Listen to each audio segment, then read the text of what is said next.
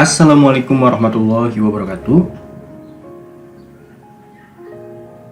Perkenalkan, nama saya Ferry Diansyah dengan NIM 200810564 dari jurusan Tadris Matematika kelas 6C. Dalam kesempatan kali ini, saya akan menyampaikan pembahasan mengenai regresi linear berganda. Juga yang terkhususnya adalah tentang bagaimana cara mempraktekkannya di dalam aplikasi SPSS. Baiklah, langsung saja kita masuk ke dalam pembahasannya. Nah, di sini saya akan sedikit menjelaskan tentang apa itu regresi linear berganda.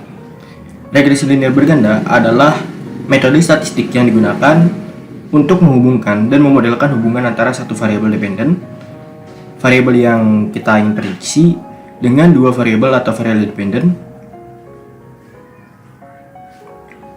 di mana variabel yang digunakan untuk memprediksi variabel dependen. Metode ini merupakan pengembangan dari regresi linear yang melibatkan hanya satu variabel independen. Nah, terdapat tujuan utama dari regresi kali ini, yakni untuk mempelajari juga mengidentifikasi adanya hubungan linear dari variabel dependen dengan variabel independen yang telah ditentukan. Adapun di sini disajikan bagaimana persamaan dari model regresi ini, di mana Y sama dengan B0 ditambah B1 X1 ditambah B2 X2 hingga seterusnya sampai Bn Xn ditambah dengan nilai error.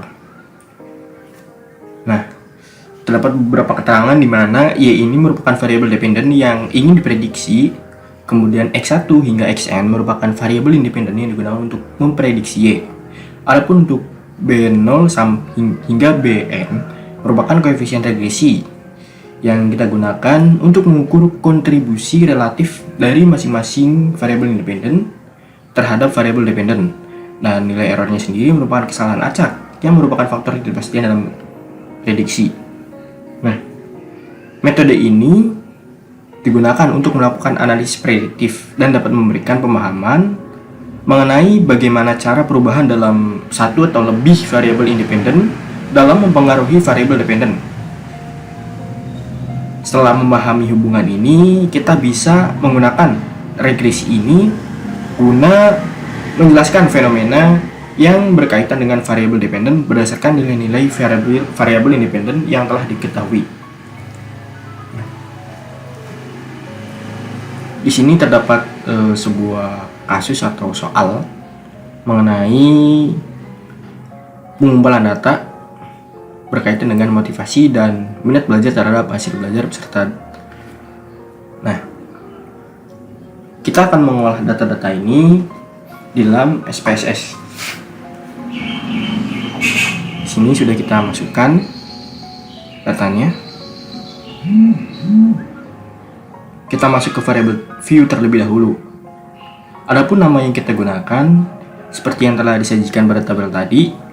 Yang pertama itu ada motivasi, kemudian minat, kemudian hasil belajar. Di sini kita akan namanya dengan prestasi.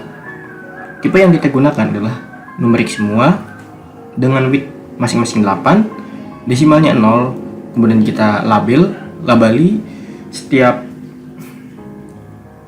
variabel ini masing-masing untuk motivasi sebagai X1, minat sebagai X2, dan prestasi sebagai Y. Value-nya ada 0 semua, misinya 0 semua, kemudian kolom di sini 0 semua, align-nya jangan lupa right semua, measure-nya kita gunakan scale, dan role-nya adalah input.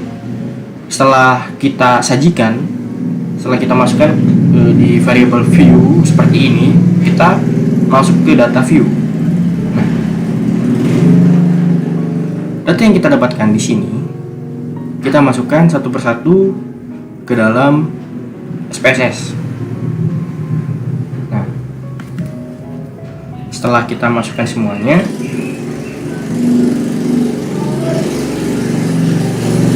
kita akan mengolah data-data yang telah disajikan ke dalam menggunakan analisis regresi berganda.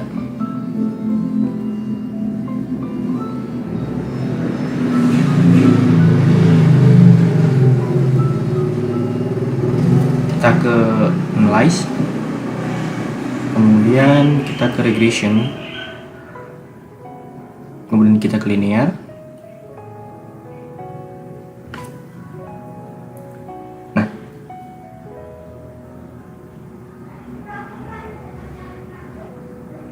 di sini kita masukkan motivasi X1 ke dalam dependent, motivasi minat X2 kita masukkan ke dalam independent, kemudian prestasi Y di sini sebagai variabel dependent.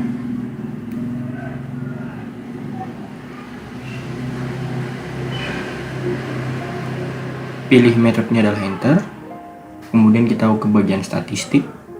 Di sini kita checklist bagian estimates dan model fit. Setelah itu kita continue. Nah, setelah seperti ini kita klik OK. Kita akan menunggu hasilnya. Nah, di sini adalah output pengerjaan dari analisis regresi linear dari data yang telah kita muat dalam SPSS. Berikutnya kita akan masuk ke dalam interpretasinya.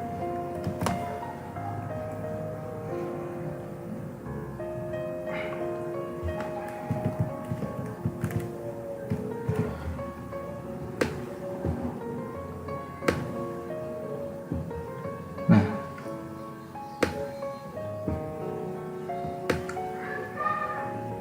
di sini pada output yang pertama terdapat variabel entered atau removed.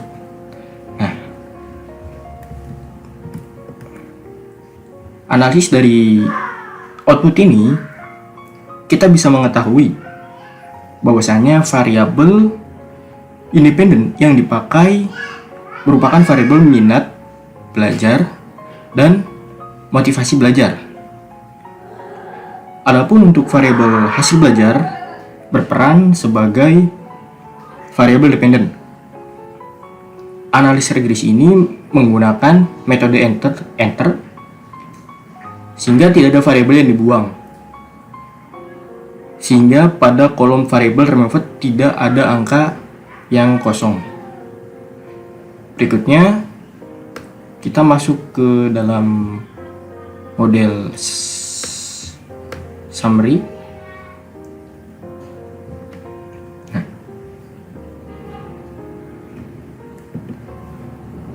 Adapun output dari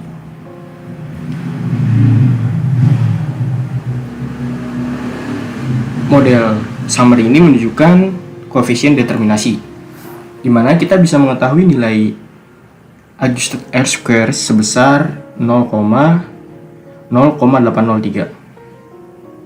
Nah, dari hasil ini kita bisa menyimpulkan bahwasannya sumbangan pengaruh variabel independen terhadap variabel dependen ini secara bersama-sama itu sebesar 0,0803 atau 80,3%.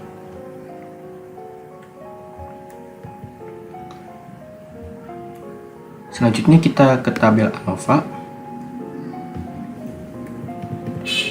Nah, atau UJF simultan.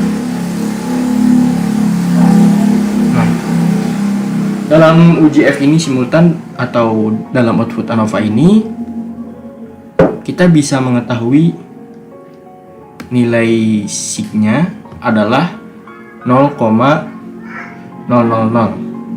Perlu kita ketahui bahwasannya model regresi dinyatakan fix jika nilai yang terdapat dalam hasil output itu kurang dari 0,05. Seperti yang kita dapatkan, nilai yang ditampilkan pada output adalah 0,00, sehingga menunjukkan nilai ini itu merupakan nilai yang lebih kecil dari 0,05. Bisa kita simpulkan bahwasannya variabel independen berpengaruh signifikan secara simultan bersama-sama terhadap variabel dependen. Berikutnya kita ke bagian koefisien. Nah, koefisien ini merupakan output uji T atau uji hipotesis. Dari kriteria pengujian uji T atau uji hipotesis ini, apabila nilai sig yang diketahui lebih kecil dari 0,05, maka bisa kita anggap bahwa terdapat pengaruh yang begitu signifikan. Adapun jika nilai sig-nya tepat di angka 0,05, maka untuk mengetahui ada atau tidaknya pengaruh variabel independen dengan variabel dependen bisa menggunakan perbandingan T hitung dengan T tabel. Berikutnya kita akan menganalisis uji T yang ditampilkan dari output koefisien ini.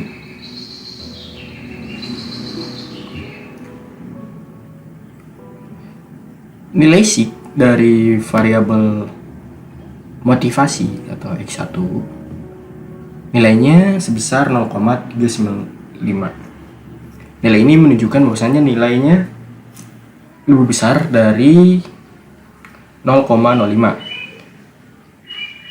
Bisa kita anggap atau bisa kita simpulkan bahwasanya variabel ini tidak memiliki pengaruh signifikan terhadap variabel hasil belajar.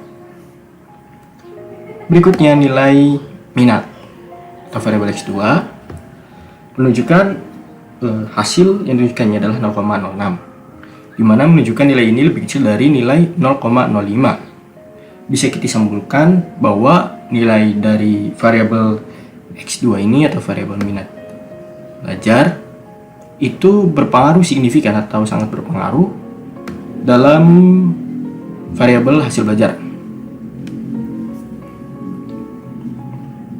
Nah, dari output ini juga kita bisa mengetahui persamaan yang diperoleh, persamaan regresi berganda yang diperoleh.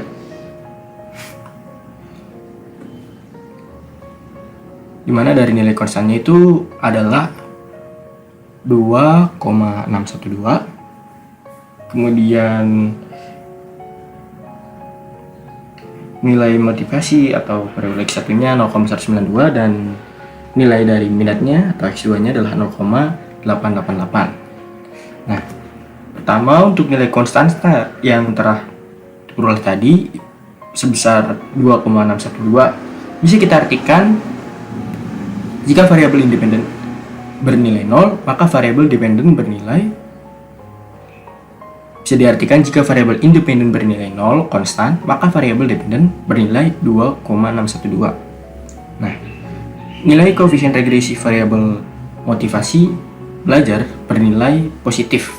Nah, seperti yang ditunjukkan pada output sebesar 0,192, sehingga bisa diartikan jika variabel motivasi belajar meningkat, maka variabel hasil belajar juga meningkat. Begitu pula untuk sebaliknya. Dan pada nilai koefisien regresi variabel minat belajar di sini atau X2 nilainya sebesar 0,88. Ini juga menunjukkan bahwasannya terdapat pengaruh merupakan nilainya itu positif, sehingga bisa kita simpulkan atau artikan bahwa variabel minat belajar ini akan meningkat jika variabel minat belajar meningkat, maka variabel hasil belajar juga meningkat. Begitupun juga untuk sebaliknya. Nah, sekian pemaparan dari saya. Kurang lebihnya mohon maaf. Semoga hal yang saya sampaikan dalam video ini bisa bermanfaat. Wassalamualaikum warahmatullahi wabarakatuh. Terima kasih.